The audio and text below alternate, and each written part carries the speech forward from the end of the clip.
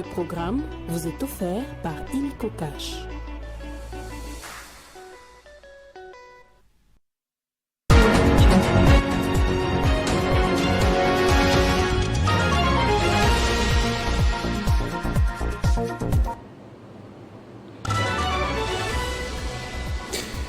À la une de cette édition du journal de samedi, deux grandes personnalités, deux thématiques jumelées, la lutte contre la corruption et l'éveil patriotique. La ministre de la Jeunesse et l'inspecteur général des finances, chef de service de l'IGF, ont réussi à mobiliser plus de 3000 jeunes sous le chapiteau de Kolwezi. Et lui continue de se prévaloir du titre de leader de l'opposition républicaine. Le ministre de la Justice, Constant Moutamba, a tenu un meeting populaire dans la capitale, affirmant que le président de la République a échappé à plus de 100 tentatives de coup d'État. À la une aussi au Gabon, la campagne électorale pour la présidentielle du 12 avril est officiellement lancée. 7 autres candidats sont en lice, parmi lesquels Alain-Claude Bilé-Bizé, ancien Premier ministre d'Ali Bongo, qui apparaît comme le principal adversaire du président de transition Brice Oligui Nguema. Bonsoir à tous et bienvenue dans ce journal. Après Kinshasa, l'IGF et la ministre de la Jeunesse engagés dans une campagne contre la corruption et pour la promotion du patriotisme. Et ils ont mis les cas plutôt sur le Lualaba. Ce samedi, les deux institutions ont réuni 3000 jeunes sous le chapiteau de Kolwezi autour du thème « L'implication de la jeunesse lualabaise dans la lutte contre la corruption et la promotion du patriotisme ». Jules Alingueté s'est adressé aux jeunes en ces termes, l'avenir radieux dépend largement des actes patriotiques que l'on pose aujourd'hui et que le jeune devrait poser aussi demain. Retour dans ce journal sur le Conseil des ministres présidé hier par le chef de l'État. Parmi les sujets abordés, la situation sécuritaire et socio-économique. Le gouvernement a dénoncé des cas d'assassinat, d'exécution sommaire, de torture corporelle et de recrutement forcé de jeunes dans les zones sous occupation. Sur le plan sécuritaire, le vice-premier ministre a fait état de 73 cas d'assassinats et d'exécutions sommaires, plus de 112 cas de torture corporelle dans les zones sous occupation étrangère. À cela s'ajoutent des cas de disparitions, des recrutements forcés des jeunes, parmi eux les enfants, des viols ainsi que la mise en place d'une administration parallèle. Le vice-premier ministre, ministre de l'Intérieur, a terminé son rapport en présentant au Conseil les détails aussi bien sur la question de la criminalité urbaine, celle des catastrophes et sinistres ainsi que celles liées à nos frontières. Il a été complété sur ces chapitres par le vice-premier ministre, ministre de la Défense nationale, qui a indiqué entre autres, contrairement à la communication du 22 mars 2005 annonçant les cessez-le-feu unilatéral et son redéploiement hors du territoire de Walikale, les RDF M23 ont continué à renforcer les positions de leurs troupes en hommes et en matériel et attaquer les positions des forces armées comme c'était le cas non seulement à Walikale mais aussi à Mulamba et Bulungu dans les territoires de Walungu en Sud Kivu.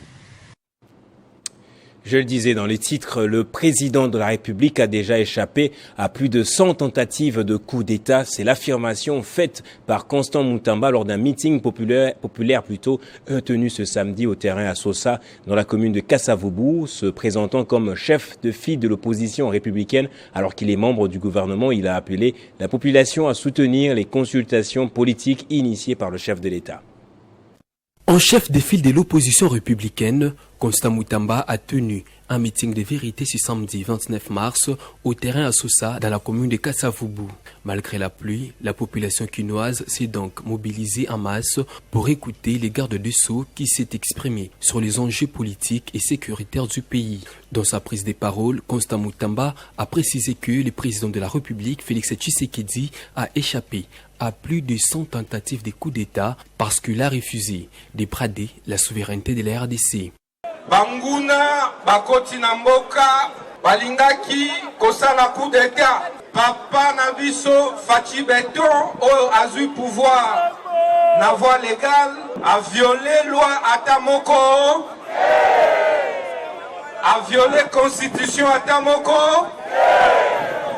Mais pour nani ni balingi basala coup d'État. Poursuivant son intervention, Constant Moutamba a demandé à tous les opposants de voir l'intérêt général du pays avant tout et entrer dans la consultation initiée par les chefs de l'État en vue de la formation du gouvernement d'union nationale.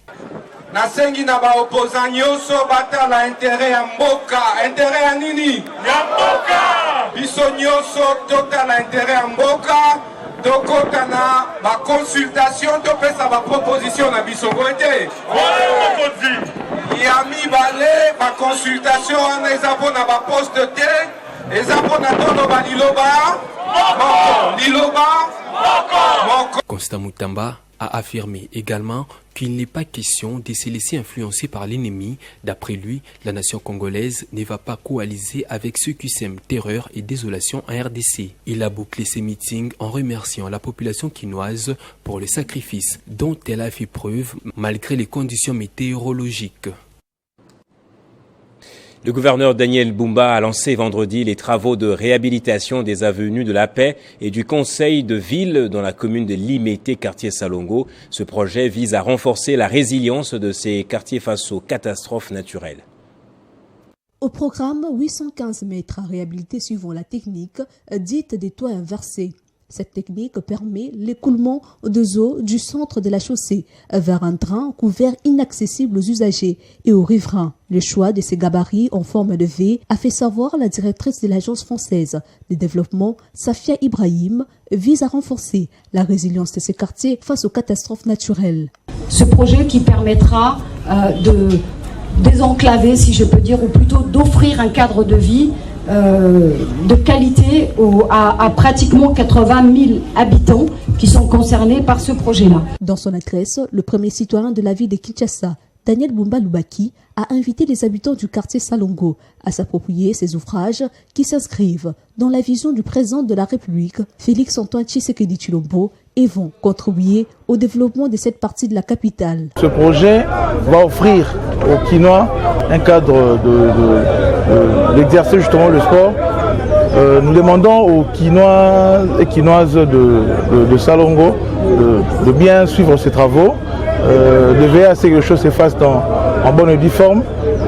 Et tout reviendra à leur bénéfice. Les autres artères concernées pour ces quartiers dans le cadre du projet Topetola, initié grâce au partenariat entre l'Agence française de développement et l'Hôtel des Villes, sont les avenues d'Iofa et du Congo. Sur un linéaire de 515 mètres pour ainsi former une boucle autour du boulevard Lumumba en passant par l'avenue de la Liberté qui sera également réhabilitée. Notons que le projet de renforcement de la résilience des quartiers urbains de Kinshasa Topetola va s'étendre à Ndano, toujours dans la commune de Limete, et Abattoir dans celle de Massina, deux des quartiers soumis au risque d'inondation et au risque sanitaire. Dans la province du Olomami, le gouverneur Marmon Banza-Mouloumé a inauguré le pavillon médical des officiers militaires du 22e groupement aérien, une œuvre du général Edgar Lozé de la base militaire de Kamina. Le 22e groupement aérien que dirige le général Edgar Lozé a accueilli ce samedi le gouverneur du Olomami Banza-Mouloumé Marmon pour la cérémonie d'inauguration du pavillon médical des officiers militaires. Le général du 22e groupement a de prime abord reconnu le leadership et la bonne collaboration du représentant du chef de l'État en province, nous citons les bâtisseurs Banza-Mouloumé Marmon, qui interpelle chacun à imprimer des empreintes là où il est. Depuis l'avènement à la tête du 22e groupement, a préféré offrir un cadre médical répondant aux normes et standards à l'endroit des officiers militaires pour leurs soins. Après 2 ans de dur labeur et des sacrifices pécuniaires substantiels, qu'arrive enfin l'inauguration de notre pavillon officier au CMOA 221e bail. Pour les représentants du général de la base militaire de Kamina Empêché, cette réalisation témoigne la volonté d'offrir aux militaires un cadre pour leur santé. Prenant la parole devant les officiers invités venus pour cette circonstance, Banza-Mouloumé Marmon, gouverneur, a de prime abord félicité le général du 22e groupement pour cette vision noble, celle d'offrir aux militaires un pavillon médical pour leurs soins. La circonstance qui nous réunit ce jour rentre dans le 5e et 6e pilier du président de la République, commandant suprême des forces armées.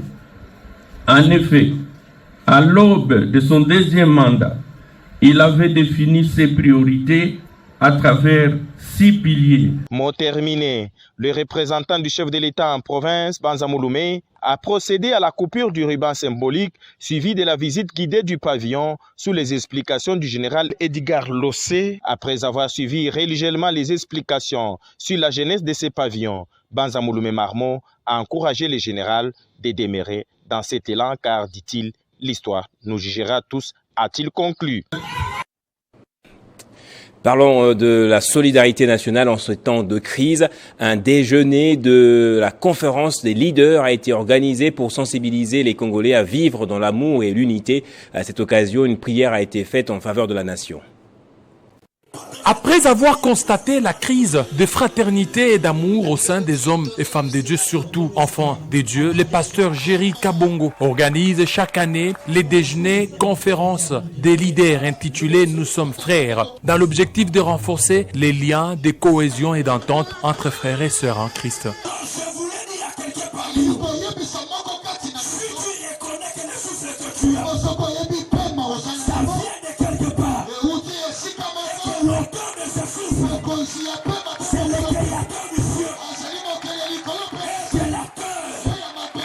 Pour cette 6e édition, l'orateur du jour et visionnaire recteur de la foi a tiré son sermon dans les livres de Genèse chapitre 3, verset 8, en insistant sur la préservation de la paix, tout en mettant loin toute dispute et querelle, car, dit-il, nous sommes frères. Nous voulons qu'ils retiennent que nous sommes frères et qu'il y a trop de querelles entre les hommes de Dieu, il y a trop de querelles entre les Congolais.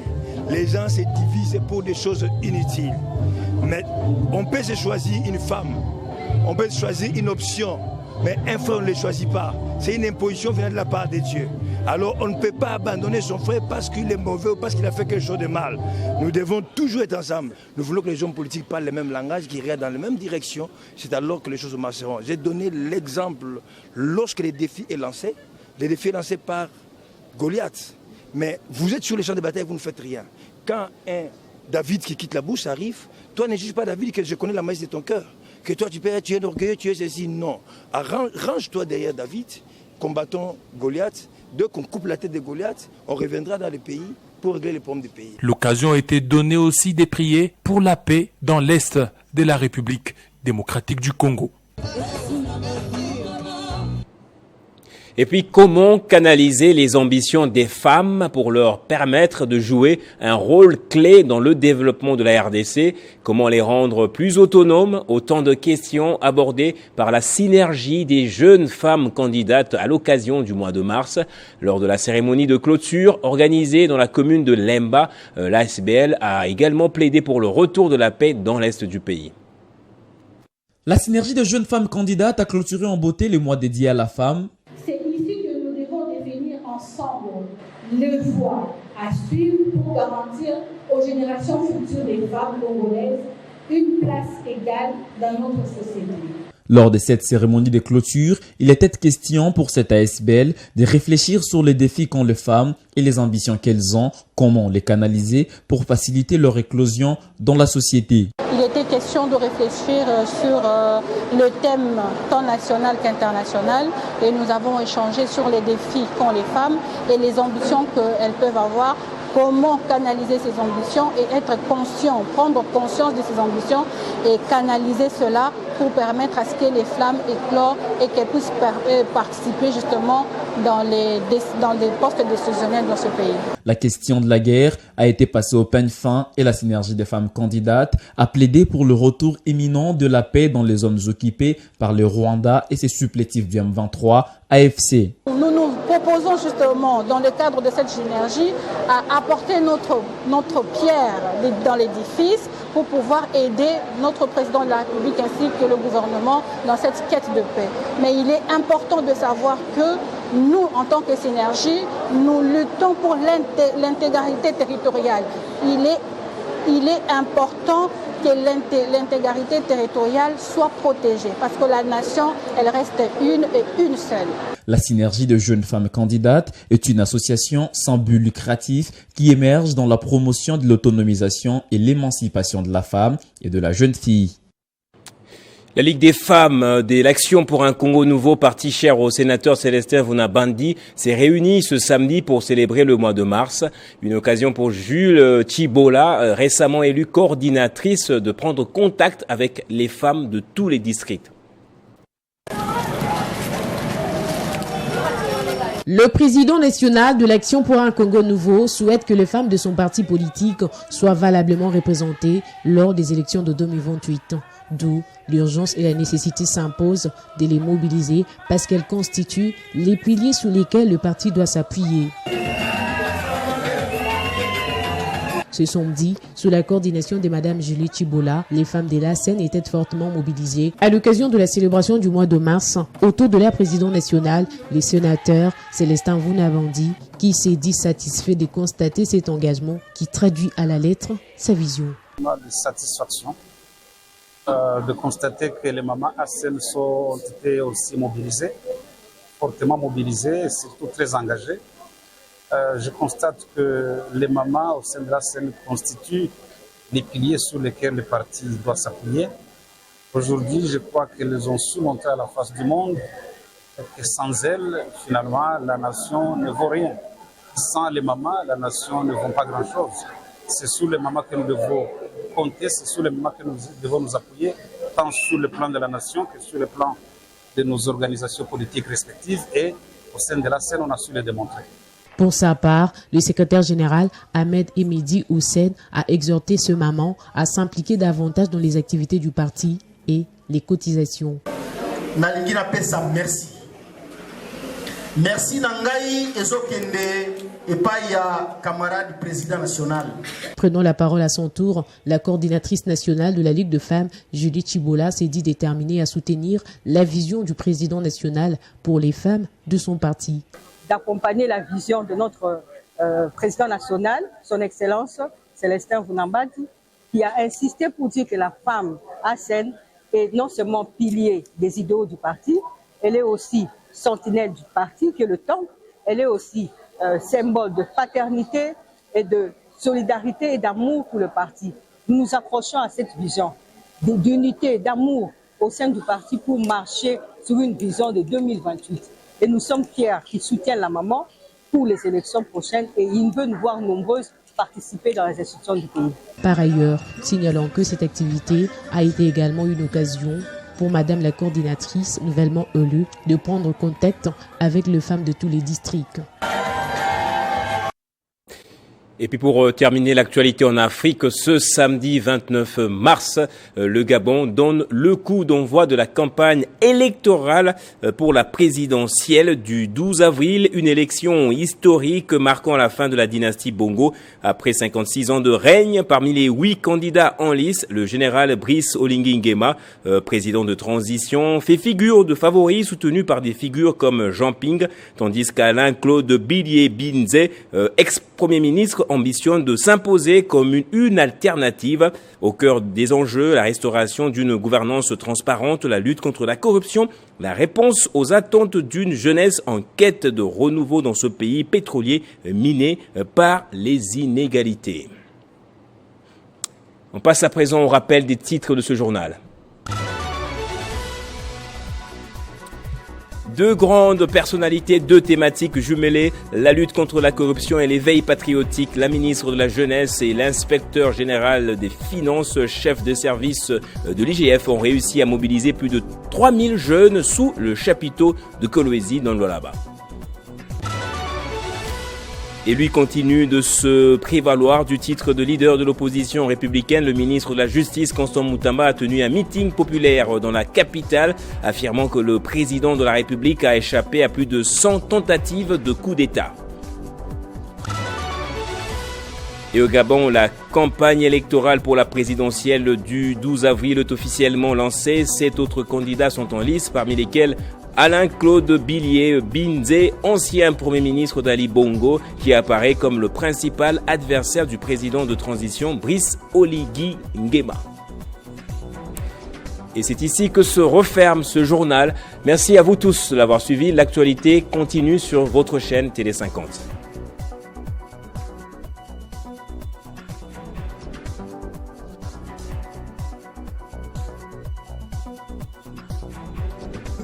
Retrouvez toute l'actualité en continu sur www.tele50.cd. Ce programme vous a été offert par Illico Cash.